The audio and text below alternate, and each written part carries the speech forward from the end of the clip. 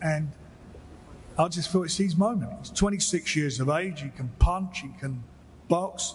He's a great finisher. If he gets you in trouble, I think he's probably one of the best finishers out there. And it's a battle of hearts and mind. That's what this fight's going to be about. Who's got the strongest heart and who's got the strongest mind? They're both big punchers, and who's going to have, to find their plan B when they get in trouble. The jab is the key to this fight. I mean, the resume, the history speaks for itself. Just to reiterate what Frank and Spencer said earlier about this incredible movement that we're seeing in boxing. I mean, we're 9 months into the inception of Riyadh's season. And I think when we began this journey, no one believed that Riyadh's season would leave Riyadh. And His Excellency says he wanted to bring a major event to the UK, to Wembley Stadium. I didn't necessarily believe him at the time. I thought it was all hyperbole in an interview. And it was the truth. What he's done is create, in my opinion, one of the biggest nights the sport has ever seen in this country. And that sits just 6 weeks after Riyadh season Los Angeles, which is fast approaching as well. So we're very lucky to be on this journey, and very lucky to be on the journey with Anthony Joshua. I mean, quite nostalgic walking around today, thinking back to the days of where we were. I suppose we were the rookies, really, walking around Wembley Stadium with 90,000 people, hearts beating out of our chest as he dethroned Vladimir Klitschko in the other greatest night in British boxing history. And he gets to do it all again here to become a 3-time world heavyweight champion. A thrilling main event, 2 Brits fighting for the world heavyweight title, and a breathtaking undercard with these guys down here that's just been put together in the most stunning fashion. A little bit, finding out, I would have loved to win it on the night of my last fight, but, here we are. I'm grateful, I'm blessed, and, we keep going. Have you found out something about yourself with your last 2 performances? You had to dig really deep against Jarrell Miller. You found something. You found that second win and got the late stoppage. You had to dig really deep against Filip Hrgović, and you found something there as well. Do you feel like you're finding something out about yourself after every single fight?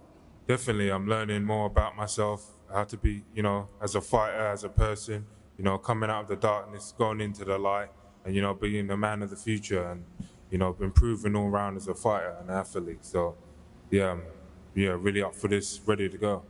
I asked Frank about the call-outs for AJ. You've also been calling out Anthony Joshua for a while.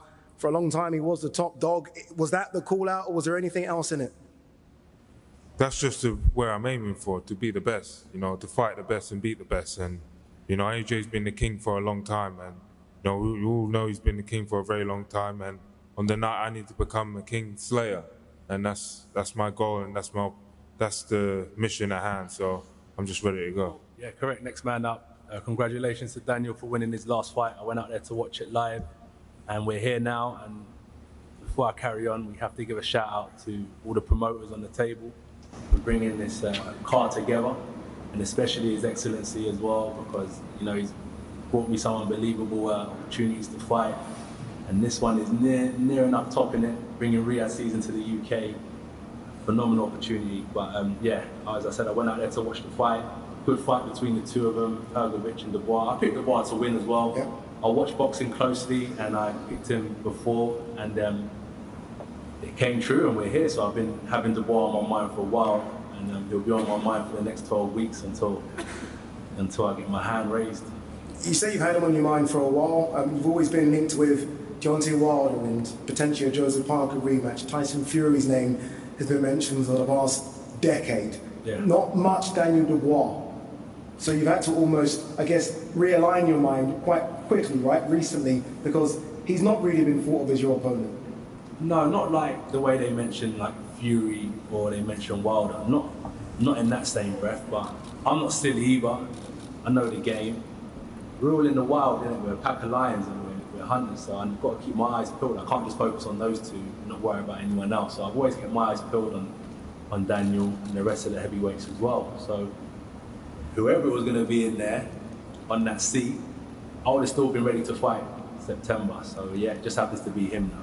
Yeah, obviously, look, it's a massive night for Riyadh season. We are going back to Wembley Stadium. You were so successful there against Vladimir Klitschko, against Povetkin. Is the carrot being dangled, that extra kind of cream on top, if you like, the fact that you are looking to become a 3-time heavyweight champion of the world? Not necessarily, if I'm honest with you, because the goal is just getting through a successful training camp, doing exactly what I need to do, instructed by my team and my coach, and then performing on the night. And then the shiny stuff comes at a later date.